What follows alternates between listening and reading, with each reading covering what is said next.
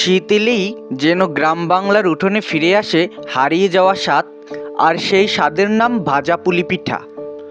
চালের গুঁড়ার নরম খামির, ভেতরে খাঁটি নারকেল আর গুড়ের মিষ্টি মিশেল, এই সহজ উপকরণই লুকিয়ে আছে শীতের আসল সুখ।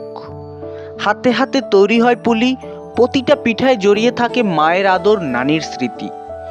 গরম তেলে পড়তেই স্যাঁত শব্দ, আর চারপাশে ছড়িয়ে পড়ে পিঠার ঘ্রাণ, যা শীতের সকালকে করে তোলে আরও আপন। বাইরে মচমচে, ভিতরে নরম আর মিষ্টি, এক কামড়েই ফিরে যায় শৈশব। ভাজা পুলি পিঠা মানে শুধু খাবার নয়, এটা শীতের গল্প, পরিবারের হাসি আর ভালোবাসার স্বাদ।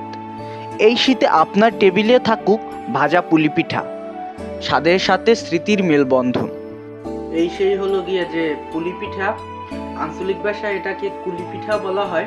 এর ভিতরে এই যে মধ্যে এই থাকে মানে নারিকেল এবং চিনির যে একটা পুর, সেটার কারণে কিন্তু পিঠাটা অনেক মিষ্টি লাগে এবং অনেক স্বাদও বাড়ে।